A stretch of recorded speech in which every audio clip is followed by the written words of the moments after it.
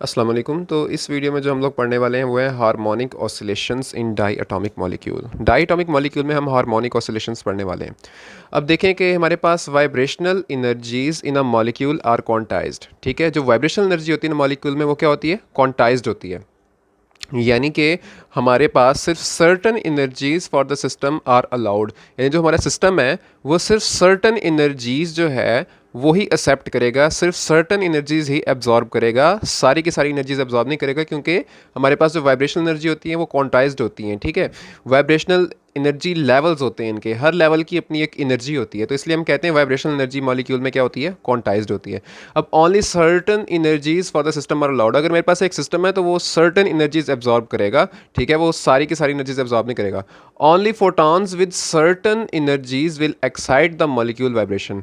हमने कहा कि हम क्या करते हैं कि हमारे पास अगर गिवन मॉलिक्यूल है उसके ऊपर जब हम फोटॉन फेंकेंगे तो फोटॉन की मतलब ऐसा फोटॉन जिसकी एनर्जी मैच करेगी वाइब्रेशनल एनर्जी लेवल से, तो वो ही फोटॉन क्या करेगा? मॉलिक्यूलर वाइब्रेशन को एक्साइट कर सकेगा। ठीक है, ये बात दोबारा सुने कि हमारे पास जो इनकमिंग फोटॉन है, ठीक है, उसकी एनर्जी जो होगी, ठीक है, वो मैच कर जाए मॉलिक्यूलर वाइब्रेशनल एनर्जी से।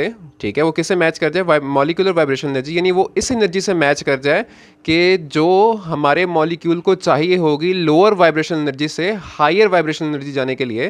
तो तब ही वो फोटोन एब्जॉर्ब होगा और फिर क्या होगा कि हमारे पास जो मॉलिक्यूल है वो लोअर लेवल से हायर लेवल पे चला जाएगा। ठीक है, ये नहीं होता कि सारी की सारी एनर्जी एब्जॉर्ब होती है, सिर्फ सर्टेन एनर्जीज एब्जॉर्ब होती हैं। अगली बात यह है कि जो हमारी सिमेट्री होती है ना मॉलिक्यूल की, वो भी डिटरमिन करती है कि हमारा जो फोटॉन है वो एब्जॉर्ब होगा या नहीं होगा। ठीक है, एक तो बात हमने पढ़ ली कि सबसे पहले कि हमारे पास जो एनर्जी होती है वो क्वांटाइज्ड होती है, वो ओनली गिवन एनर्जी वाले जो फोटॉन होंगे वही एब्जॉर्ब होंगे। ठीक है, मतलब जो जिनकी एनर्जी मैच करेगी सिर्फ वही वाले फोटॉन एब्जॉर्ब होंगे। ठीक है, लेकिन हमारे पास इसके अलावा एक और फैक्टर है जो है सिमेट्री। सिमेट्री भी क्या करती है? डिटरमिन करती है कि हमारा जो फोटॉन है क्या एब्जॉर्ब होगा या नहीं होगा। Allowed vibrational energies for a system can be concluded with Schrodinger equation. Schrodinger equation का इस्तेमाल करते हुए हम अलाउड वाइब्रेशन एनर्जीज को फाइंड कर सकते हैं। अभी अलाउड वाइब्रेशन एनर्जीज कौन सी हैं? वही वाली एनर्जी है जो मैंने अभी ऊपर बताया था कि अगर हमारा जो इनकमिंग फोटोन है उसकी एनर्जी मैच करती है हमारे वाइब्रेशनल एनर्जी से, हमारे अलाउड वाइब्रेशनल एनर्जी से, ठीक है, तो तब ही वो हमारे पास वाइब्रेशनल एनर्जी एक्साइटमेंट होगी। आपको मैं यही वाली बात डायग्राम के जरिए सारी एक्सप्लेन करता हूँ। तो ये देखें कि हमारे पास तो ये डायग्राम है, ये वाली जो डायग्राम है हमारे पास अवेलेबल, इसमें देखिए कि हमारे पास v इज इक्वल टू 0 का ये एनर्जी लेवल है, v इज इक्वल टू 1 का ये एनर्जी लेवल है, v इज इक्वल टू 2, 3, 4, 5, 6 और 7 हमें एनर्जी लेवल्स दिए हुए हैं। ठीक है, अब मैं क्या कहता हूँ कि मेरे पास अगर मॉलिक्यूल पड़ा है v is equal to 0 vibration energy level पे, तो इसको मैं सर्टन एनर्जी दूंगा और वो एनर्जी कितनी होगी? वो एनर्जी इतनी होगी जो 0 से 1 तक इसकी वाइब्रेशन को चेंज कर सके। ठीक है, जो इसकी वाइब्रेशन को क्या कर सके? 0 लेवल से उठा के वन लेवल तक लेके आ सके। ठीक है, यानी जो मेरा इनकमिंग फोटोन होगा उसकी एनर्जी इन दोनों के एनर्जी डिफरेंस के बराबर होगी। ठीक है, इसी तरह अगर मेरा मॉलिक्यूल 1 पे पड़ा हुआ है तो मेरा जो इनकमिंग फोटोन होगा उसकी एनर्जी क्या होगी? 1 और 2 के दरमियान में जो एनर्जी डिफरेंस है इसके बराबर होगी। ठीक है, तो ये चीज़ होती है जिसका हमने कंसीडर करना होता है। तो ये देखें हमारा, अब दोबारा से लाइन को देखें कि vibration energy molecules are quantised, vibration energy quantise होती है, only certain energy of the system are allowed. ठीक है, सर्टेन एनर्जीज अलाउ होती हैं और वो कौन सी एनर्जी होती हैं? Only photons with certain energy will excite the molecular vibration. सिर्फ सर्टेन एनर्जी के फोटॉन्स ही एक्साइट करते हैं मॉलिक्यूलर वाइब्रेशन को, और वो सर्टेन एनर्जी कौन सी होती है? वो सर्टेन एनर्जी वो वाली होती है जो इन दो एनर्जी लेवल्स का डिफरेंस होती है। ठीक है, अब हम आगे मूव ऑन करते हैं। जो हमारा मॉलिक्यूल होता है ना उसकी सिमेट्री भी डिटरमिन करती है कि क्या वो फोटोन एब्जॉर्ब होगा या नहीं होगा। अब फॉर एग्जांपल एक मॉलिक्यूल है, ठीक है, उसकी सिमेट्री ऐसी है कि वो फोटोन ही एब्जॉर्ब नहीं करता। ठीक है, उसकी शेप ही ऐसी है कि वो फोटोन एब्जॉर्ब नहीं कर सकता, तो उस केस में हमारे पास फोटोन एब्जॉर्ब नहीं होता। ठीक है, अब है कि allowed vibration energy for a system, यानी यही वाली जो हमारे पास वाइब्रेशन एनर्जी है, allowed vibration energy of a system. जिस तरह ये v इक्वल 0, 1, 2, 3, 4 एक सिस्टम के लिए कितनी वाइब्रेशन एनर्जीज अलाउड होती हैं? तो कहते हैं, हमने कहा जिस तरह मैंने यहाँ पे बनाई हुई ना 0 से लेके 7 तक बनाई हुई है। ठीक है, इस तरह हमने कहा कि हमारे पास जो गिवन सिस्टम है उसकी कितनी अलाउड वाइब्रेशन एनर्जीज हैं, तो उसको हमें अगर कैलकुलेट करना है तो हम उसका इस्तेमाल करते हैं श्रोडिंगर वेव इक्वेशन का इस्तेमाल करते हैं। श्रोडिंगर इक्वेशन का इस्तेमाल करते हुए हम ये चीज़ फाइंड कर सकते हैं। अब हमने देखा कि for simple harmonic isolator vibrational frequency, ठीक है, अब वाइब्रेशनल फ्रीक्वेंसी का क्या फार्मूला था? मैं अभी दिखाता हूँ वाइब्रेशन फ्रीक्वेंसी का जो हमारा फार्मूला था, और उससे हम ई वाइब्रेशनल कैसे निकाल सकते हैं। हमने पिछली वीडियो में पढ़ा कि हमारे पास जो होती है वाइब्रेशंस इन डायटोमिक मॉलिक्यूल, ठीक है, उसमें हमारे पास जो वाइब्रेशनल फ्रीक्वेंसी होती है उस वाइब्रेशनल फ्रीक्वेंसी का फार्मूला होता है is equal to 1/2 pi under root F over mu. F4 constant था, म्यू हमारा रिड्यूस मास था, ठीक है। ये हमारे पास क्या था, ये हमारे पास था वाइब्रेशनल फ्रीक्वेंसी। अब ये देखें हमारे पास जो ई होती है एनर्जी, एनर्जी का फार्मूला क्या होता है, एनर्जी का फार्मूला होता है E is equal to H, E is equal to, ठीक है, एच मल्टीप्लाई बाय फ्रीक्वेंसी, यही फार्मूला आता है एनर्जी का, ठीक है। अब मैं क्या करता हूँ, फ्रीक्वेंसी की जगह ये वाली वैल्यू पुट कर देता हूँ, ठीक है। ये एच वही है तो मेरा एच ये आ गया, और नीचे frequency 2 pi under root F over mu, ठीक है। मैंने क्या किया, फ्रीक्वेंसी की वैल्यू यहाँ पे पुट कर दी, तो मेरे पास क्या आ गया, ई वाइब्रेशनल, तो मेरे पास वाइब्रेशनल एनर्जी आ गई, ठीक है। अब ये है कि जहाँ पे जो वी है ना, वी हमारा रिप्रेजेंट करता है वाइब्रेशनल क्वांटम नंबर को, ठीक है। अब देखें ना यहाँ पे हमारे पास v प्लस 1/2 भी तो है ना, एक एक्स्ट्रा फैक्टर, तो वो कहाँ से आया है, ये हमारे पास मैंने बताया कि हमारे पास E vibration equal to H multiply frequency, ठीक है। और फ्रीक्वेंसी की वैल्यू मैंने वो वाली पुट की जो हमने लास्ट टाइम कैलकुलेट की थी, जो हमने लास्ट टाइम देखी थी, वो वाली मैंने पुट की, तो हमारे पास ये ई वाइब्रेशन का फॉर्मूला बन गया। लेकिन हम वाइब्रेशन में साथ में क्या रखते होते हैं, v प्लस हाफ भी रखते होते हैं, ठीक है। अब ये v प्लस हाफ क्या होता है, जो हमारा v प्लस हाफ है ना, ये होता है हमारा वाइब्रेशनल क्वांटम नंबर, जो v है वो हमारा रिप्रेजेंट करता है वाइब्रेशनल क्वांटम नंबर को, and can have the value 0 1 2 3 4 etcetera, ठीक है। हमारे पास जो वाइब्रेशनल क्वांटम नंबर है वो v है, और उसकी वैल्यू 0 1 2 3 4 एटसेट्रा यानी सो ऑन, वो हमने कहा था कि हम डिटरमिन कर सकते हैं किसके जरिए, श्रोडिंगर इक्वेशन के जरिए डिटरमिन कर सकते हैं कि क्वांटम नंबर की मतलब कितनी अलाउड एनर्जी स्टेट है, ठीक है। तो हमारे पास यानी 0 1 2 3 4 एटसेट्रा जितनी भी होंगी। अब देखेंगे in case of harmonic oscillation के केस में the distance between the atoms will change as result of vibration. Vibration जब होगी तो हमारा जो डिस्टेंस होगा एटम्स के दरमियान वो चेंज होगा। अब ये डिस्टेंस बिटवीन एटम्स कैसे चेंज होगा, देखें ना हमारे पास जो वाइब्रेशन है, वाइब्रेशन क्या है, कंप्रेशन और स्ट्रेचिंग, ठीक है। तो यानी कंप्रेशन और स्ट्रेचिंग होगी जब दो एटम्स की, तो दो एटम्स एक दूसरे के करीब मूव करेंगे, फिर एक दूसरे से दूर मूव करेंगे, फिर करीब मूव करेंगे, फिर दूर मूव करेंगे, फिर करीब मूव करेंगे, फिर दूर मूव करेंगे, ठीक है। तो यही तो हमारी वाइब्रेशन होती है। तो यही जो वाइब्रेशन है, तो वाइब्रेशन क्या करती है, हमारा जो इंटर न्यूक्लियर डिस्टेंस है, जो दोनों एटम्स के दरमियान में डिस्टेंस है, वो चेंज होता है ना, ठीक है, as a result of vibration. तो यही बात यहाँ पे उन्होंने बताई है। अब अगली बात यह है कि वाइब्रेशनल फ्रीक्वेंसी, ठीक है, जो वाइब्रेशन फ्रीक्वेंसी है जिसको मैंने इससे रिप्रेजेंट किया हुआ है, can be replaced by equilibrium frequency, ठीक है। अब देखें यहाँ पे मैंने क्या किया, अब मैंने वाइब्रेशन फ्रीक्वेंसी को चेंज किया है इक्विलिब्रियम फ्रीक्वेंसी से। अब इक्विलिब्रियम फ्रीक्वेंसी से मैंने कैसे चेंज किया, इससे पहले आपको थोड़ी सी एक बात और समझनी पड़ेगी। ये देखें हमारे पास जो है ई वाइब्रेशनल, ठीक है, उसकी मैं शॉर्ट फॉर्म कैसे लिख सकता हूँ, एच को मैं वहीं रहने देता हूँ, एच को मैंने वहीं रहने दिया, ठीक है। बाकी जो है मेरा 1/2 pi under root F over mu, तो ये किसके बराबर था, ये हमारे पास था v के बराबर, यानी कि ये हमारे पास था फ्रीक्वेंसी के बराबर, पीछे है हमारा v प्लस हाफ, ठीक है। अब यहाँ पे जो मेरी वाइब्रेशनल फ्रीक्वेंसी है, इसकी बात करें कि इसको मैं इक्विलिब्रियम फ्रीक्वेंसी ले सकता हूँ, इसको मैं क्या ले सकता हूँ, इसको मैं इक्विलिब्रियम फ्रीक्वेंसी ले सकता हूँ। तो ये देखें कि मैंने क्या किया हुआ है यहाँ पे आगे, E vibration is equal to V plus half H V equilibrium, ठीक है। अब मैंने क्या ले लिया इसको, इक्विलिब्रियम फ्रीक्वेंसी। इक्विलिब्रियम फ्रीक्वेंसी क्यों लिए, क्योंकि देखिए हमारा जो बॉन्ड लेंथ है वो स्ट्रेच कर रहा है, फिर कंप्रेस कर रहा है, स्ट्रेच कर रहा है, कंप्रेस कर रहा है, तो हम चेंजिंग को नहीं ले सकते, इसलिए हमने क्या देखना है, इक्विलिब्रियम जो हमारी फ्रीक्वेंसी होगी, हमने इक्विलिब्रियम फ्रीक्वेंसी को देखना होगा, ठीक है। अब हम आगे मूव करते हैं कि मूव ऑन करते हैं कि हमारे पास तो वही वाली क्वेश्चन थी, उसी को अगर हमने in terms of wave number बताना है तो हम कैसे बताएंगे। तो in terms of wave number पहले तो मैं वही वाली क्वेश्चन जो है हमारी उससे लिख लेता हूँ। वो हमारी क्वेश्चन थी ई वाइब्रेशनल, ठीक है, इज इक्वल टू क्या थी, h/2 pi under root F over mu v plus half, और ये किस में था आंसर हमारा, जूल्स में थी एनर्जी हमारी, ठीक है। अब मैंने क्या करना है कि इसको मैंने in terms of wave number लेना है, तो मैं क्या करता हूँ, इसको भी एच सी से डिवाइड करता हूँ, और इधर भी मैं क्या करता हूँ, एच से dividing both side by H C. तो मैं जब एच सी से डिवाइड करता हूँ तो ये हो गया E over H C is equal to H over 2 pi H C, ठीक है, under root F over mu V plus half, और साथ में अब यहाँ पे मेरे पास जो है वेव नंबर में चेंज करें तो ये मेरा क्या हो गया, पर सेंटीमीटर में आ जाएगा, ठीक है। अब देखेंगे मेरा यहाँ से क्या होगा कि h और h जो हैं ये कट जाएंगे, ठीक है। पीछे मेरे पास ये e ओवर एच सी है, ठीक है। अब यहाँ पे देखें जो E होती है एनर्जी की वैल्यू क्या होती है, एनर्जी की वैल्यू होती है एच सी ओवर लैम्डा, यही होती है ना एनर्जी की वैल्यू। एनर्जी क्या होती है, h मल्टीप्लाई बाय फ्रीक्वेंसी, ठीक है। तो फ्रीक्वेंसी क्या होती है, सी ओवर लैम्डा, तो मैं यहाँ पे ई की वैल्यू डायरेक्ट क्या लिख देता हूँ, एच सी ओवर लैम्डा, और एच सी जो पहले से अवेलेबल है वो ये आ गया हमारे पास, ठीक है, इज इक्वल टू, अब ये एच और एच कट गया, पीछे मेरे पास क्या बचा, 1/2 pi C under root F over mu V plus half per centimetre, ठीक है।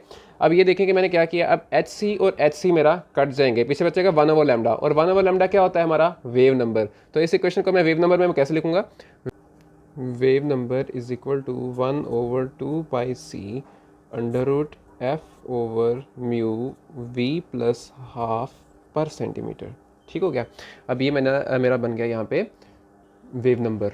अब अगली बात ये देखें कि हमारे पास 1/2π under root F over mu, ये वाला जो एरिया है 1/2π, मतलब ये जो है मेरा इक्वेशन जिसमें 1/2π सी के अलावा 1/2π under root F over mu, ये क्या था हमारी, ये हमारी फ्रीक्वेंसी थी। ठीक है, तो अब मैं इसको आगे फर्दर आगे यहाँ पे मैं कर रहा हूँ। ठीक है, अब ये जो मेरा था ये वेव नंबर है, मेरा wave number is equal to जो मेरा 1/2π under root F over mu था वो क्या थी, मेरी फ्रीक्वेंसी थी। ठीक है, उसको मैंने फ्रीक्वेंसी पे लिख दिया। अब नीचे क्या है, सी। ठीक है, ये मेरी फ्रीक्वेंसी है, ये मेरा सी हो गया। ठीक है, और पीछे v plus half per centimetre. ठीक है, अब ये मेरा वेव नंबर है। ठीक है, wave number is equal to, अब फ्रीक्वेंसी ओवर सी किसके बराबर होता है, ये बराबर होता है 1/λ के। ठीक है, ये हो गया v plus half per centimetre, और 1/λ किसके बराबर होता है हमारा, 1/λ बराबर होता है हमारा वेव नंबर पे। ठीक है, v plus half per centimetre. अब जो ये वाला वेव नंबर हमारा जो है इक्वेशन के राइट हैंड साइड पे, इस वेव नंबर को हम कहते हैं वी ई, इक्विलिब्रियम वाला। ठीक है, अब आगे देखें कि हमारे पास जो इंटर न्यूक्लियर डिस्टेंस ऐसे इंक्रीज़ कर रहा है, हमारे पास ग्राफ है, और ये एनर्जी है। ठीक है, अब यहाँ पे देखें कि हमारे पास जो वाइब्रेशन एनर्जी स्टेट्स हैं वो कौन कौन से, v = 0, v = 1 2 3 4। ठीक है, अब vibration energy levels of harmonic oscillator are equally spaced. हमारी जो वाइब्रेशन एनर्जी लेवल्स होती है ना, ये देखें हमारी जो इक्वली स्पेस है, देखें 0 से 1 तक भी वही स्पेस है, 1 से 2 तक भी वही स्पेस है, 2 से 3 तक भी वही स्पेस है। हमारे पास ऐसा नहीं होता कि 0 से 1 तक जो है कम है और 1 से 2 तक ज़्यादा स्पेस होगी, नहीं। हमारे पास जो वाइब्रेशन एनर्जी लेवल्स होते हैं ना हार्मोनिक ऑसिलेटर के, वो सारे इक्वली स्पेस्ड होते हैं। ठीक है, अभी जो हार्मोनिक ऑसिलेटर वाला मॉडल है ना, ये provides a good fit to energies for the lowest energy levels. यानी कि ये हमारे पास जो है ना सिंपल हार्मोनिक ऑसिलेटर वाला मॉडल, ये हमारे पास लोअर एनर्जी लेवल पे तो क्या कहते हैं फिट बैठता है, लेकिन हाई एनर्जी लेवल पे ये फेल हो जाता है। अगर हम इफ़ वी पुट v = 0, अभी यही मैं v = 0 अपनी जो फाइनल इक्वेशन थी यहाँ पे पुट कर रहा हूँ कि मेरी जो फाइनल इक्वेशन बनी थी वो क्या थी, मेरी wave number is equal to equilibrium वाला वेव नंबर। ठीक है, और v plus half per centimetre. ठीक है, यही मेरी क्वेश्चन बनी थी। अब देखिए मैंने फर्दर क्या किया है कि मैंने यहाँ पे जो ये वाला v है इसे मैंने 0 पुट करना है। ठीक है, तो मेरा क्या बन जाएगा, हाफ वी ई बन जाएगा ना। तो मैं क्या कहता हूँ, मेरा वेव नंबर क्या हो जाएगा, हाफ वी ई पर सेंटीमीटर। ठीक है, तो मेरा वेव नंबर क्या बन गया, हाफ वी ई पर सेंटीमीटर। अब मैं यही v = 0 अगर मैंने एनर्जी कैलकुलेट करनी है तो मैं एनर्जी में पुट कर देता हूँ। अब मैं एनर्जी वाली मेरी इक्वेशन क्या बनी थी last time, energy of vibration energy जो हमारी इक्वेशन बनी थी उसकी बनी थी v प्लस हाफ, उसके साथ आ गया था एच वी ई। ठीक है, ये मेरी जो थी लास्ट टाइम इक्वेशन बनी थी एनर्जी की। ठीक है, एनर्जी वाली इक्वेशन कौन सी मैंने पुट की है, यही वाली जो हमने पिछले पेज पे यहाँ पे जो लास्ट इक्वेशन बनाई थी वही वाली एनर्जी वाली जो है इक्वेशन मैंने यहाँ पे पुट कर दी है। अब ठीक है, अब मैं इसको एनर्जी के केस में निकालना है तो मैं क्या करूँगा, E vibrational is equal to V plus half है। ठीक है, वी मैंने क्या पुट करना है, 0, तो ये क्या हो गया 0 plus half H V E. ठीक है, अब 0 प्लस हाफ किया तो मेरे पास क्या आंसर आ जाएगा, हाफ एच वी ई। ठीक है, ये मेरे पास फाइनल आ गया। अब मैंने यहाँ पे वेव नंबर भी निकाल लिया, मैंने यहाँ पे एनर्जी ऑफ वाइब्रेशन भी लगा लिया। अगर मेरे पास v = 0 है, यानी v = 0 पे मेरा वेव नंबर क्या होगा, हाफ वी ई। ठीक है, हाफ वेव नंबर ई, और यहाँ पे मेरे पास एनर्जी क्या होगी, v = 0 पे एनर्जी मेरे पास होगी हाफ एच वी ई। ठीक है, अब देखें कि हमारे पास से ही जो हमने हाफ एच वी ई और हाफ वी ई निकाले हैं, इन्हें हम क्या कहते हैं, इन्हें हम कहते हैं 0 point energy of harmonic oscillator. इसे हम कहते हैं 0 point energy of harmonic oscillator. Half H V E और हाफ वी ई जो हमने निकाले हैं, हाफ वेव नंबर ई जो हमने निकाले थे, अभी ये दोनों इक्वेशंस ये जो हमने यहाँ पे निकाली थी ना, यही वाली, एक ये वाली और दूसरी ये वाली जो हमने निकाली थी। ठीक है, इन्हीं को हम क्या कहते हैं, इनको हम कहते हैं 0 point energy of harmonic oscillator, क्योंकि हमने v = 0 पुट किया था ना, तो हम 0 point energy of harmonic oscillator कहते हैं इनको। This corresponds to the energy of molecules in ground vibrational state. ठीक है, ये क्या बताती है, ये हमें बताती है कि हमारे पास जो वाइब्रेशनल ग्राउंड वाइब्रेशनल स्टेट पे क्या एनर्जी होगी, तो वो ये हमें रिप्रेजेंट कर रही होती है। अब इसके बाद हमारे पास आता है सिलेक्शन रूल। ठीक है, सिलेक्शन रूल क्या कहता है? Selection rule for vibrational transition is simple harmonic motion in terms of quantum numbers is. अब देखें कि हमारे पास जो सिलेक्शन रूल है किसका? वाइब्रेशनल ट्रांजिशन का। सिलेक्शन रूल क्या है वाइब्रेशनल ट्रांजिशन का? कि हमारे पास जो वाइब्रेशन है किस तरह से होनी है। देखें यहाँ पे वही वाला है कि 0 से 1 पे कैसे जाना है, 1 से 2 और 2 से 3 पे जो हमारा वाइब्रेशन होनी है उसी की बात हो रही है यहाँ पे। ठीक है, कि हमारे पास जो वाइब्रेशनल ट्रांजिशन होनी है वो कैसे होनी है? सिर्फ +-1 की होनी है। +-1 की होने का मतलब ये है कि मेरा 1 से 2 में जाएगा, 2 से 3 में जाएगा, 3 से 4 में जाएगा, और अगर वापस आए तो 4 से 3 में जाएगा, 3 से 2 में जाएगा। डायरेक्ट 3 से 1 पे नहीं जा सकता, या डायरेक्ट 1 से 5 में या 1 से 3 में नहीं जा सकता। इसने अगर जब भी जाना होगा इसने एक एक करके ऊपर जाना है और एक एक करके ही नीचे आना है। यानी 0 से 1, 1 से 2, 2 से 3, इसी तरह के नीचे आना है, तो 3 से 2, 2 से 1 और 1 से 0। यानी इसमें जो हमारे पास अलाउड वाइब्रेशनल स्टेट्स जो होते हैं अराउंड क्वांटम नंबर कैसे हैं? Delta V is equal to +-1। तो अब हम इन दोनों के दरमियान में एनर्जी डिफरेंस फाइंड कर लेते हैं कि हमारे पास अगर जो डेल्टा ई होगा वो कैसे होगा। यहाँ पे अवेलेबल देख लेते हैं। हमारे पास जो डेल्टा ई है वो बराबर होगा E into V +1 minus E V. ठीक है, यानी कि मेरे पास v+1 हाई एनर्जी लेवल है और मेरा v जो है वो क्या है? Lower energy level. Lower energy level से v+1 हाई एनर्जी लेवल पे जंप किया हुआ है। तो अब इस केस में हमारे पास v+1 एनर्जी लेवल है, तो वहाँ पे मैं पहले से सबसे पहले वैल्यूज पुट करूँगा ना। अब देखें कि मेरे पास जो एनर्जी का फार्मूला था, एनर्जी का फार्मूला मैं यहाँ पे लिख लेता हूँ। मेरा एनर्जी का फार्मूला था E is equal to v+1/2 और साथ में क्या था? HVE। ये था मेरा एनर्जी का फार्मूला। अब मैंने जो v+1 पे लेवल पे एनर्जी निकालनी है वो क्या होगी? मैंने v की जगह v+1 पुट कर देना है। यहाँ जो मेरा v है इसकी जगह मैंने क्या पुट कर देना है? v+1। तो मेरा एनर्जी क्या बन जाएगा? E जो है इसकी जगह मैं क्या पुट करूँगा? v जो है v की जगह मेरा आ जाएगा v+1। ठीक है, और प्लस हाफ। ठीक है, माइनस, अब माइनस आ गया, अब बल्कि HVE रह गया ना यहाँ पे, HVE। अब ये देखिए मैंने यहाँ पे v की जगह पे क्या पुट किया है? v+1 पुट किया है, क्योंकि मैं v+1 एनर्जी लेवल के बारे में लिख रहा हूँ। ठीक है, और HVE वहाँ का वैसे ही है, हाफ भी वहीं का वैसे ही है। अब माइनस आता है, इस इक्वेशन में आगे माइनस आ रहा है, माइनस फिर EV। ठीक है, यानी जो ओरिजिनल थी वो मैंने यहाँ पे पुट कर देनी है, फिर v+½ HVE। ठीक है, ये आ गया मेरे पास। अब मैंने यहाँ पे क्या करना है कि अब देखें फर्दर मैंने HVE इसमें भी आ रहा है और HVE इसमें भी आ रहा है, तो मैं HVE को क्या ले लेता हूँ? कॉमन। तो मेरे पास HVE कॉमन में चला गया। ठीक है, मेरे पास पीछे क्या बचेगा? v+1 +1/2 माइनस, आगे क्या बचेगा यहाँ पे? -v, और प्लस माइनस माइनस प्लस क्या हो गया? -1/2। ठीक है, अब +1/2 और -1/2 कट गए। इसी तरह v प्लस का है और v नेगेटिव का है, तो ये भी कट गए। ठीक है, तो मेरे पास फाइनल आंसर क्या आ गया? HVE आ गया। ठीक है, अब ये देखिए मेरे पास जो डेल्टा E है उसका आंसर मेरे पास क्या आया? HVE। तो आगे देखें कि हमें कहा हुआ है कि only one spectrum line will be obtain. ठीक है, सिर्फ एक स्पेक्ट्रम लाइन ऑब्टेन होगी in vibrational spectrum of diatomic molecule. Vibrational spectrum of diatomic molecule में जो सिंपल हार्मोनिक ऑसिलेशन कर रहा होगा। और ऐसा क्यों होता है कि हमें सिर्फ एक ही स्पेक्ट्रम लाइन ऑब्टेन होती है? क्योंकि अभी हमने सिलेक्शन रूल पढ़ा है कि सिलेक्शन रूल क्या कहता है कि एक टाइम पे हमारे पास ट्रांजिशन कहाँ से होनी है? 0 से 1 पे होनी है, या 1 से 2 पे होनी है, या 2 से 3 पे होनी है। जब वो एक टाइम पे सिर्फ एक ही वाइब्रेशनल ट्रांजिशन दे रहा है तो हमारे पास स्पेक्ट्रल लाइन भी कितनी है कि हमारे पास स्पेक्ट्रम लाइन भी सिर्फ एक ही ऑब्टेन होगी। ठीक है, यही रीजन होती है इसकी। तो हमने कहा कि जब भी हम सिंपल हार्मोनिक ऑसिलेशन परफॉर्म कर रहे होंगे तो उसमें हमारे पास एक टाइम पे जो हमारा डायटोमिक मॉलिक्यूल है वो एक ही स्पेक्ट्रम लाइन देगा। ठीक है, तो ये था आज का हमारा टॉपिक जिसे हम कहते हैं, जिसका नाम है harmonic oscillation in diatomic molecule. ठीक है, और ये सारा हमने टॉपिक डिस्कस कर लिया, इसकी डेरिवेशन भी डिस्कस कर ली, सिलेक्शन रूल भी डिस्कस कर लिया। तो किसी का फिर भी कोई क्वेश्चन है तो वो मुझे ज़रूर बता सकता है और मैं उसे क्लियर आउट कर दूंगा। थैंक यू एंड अल्लाह हाफिज़।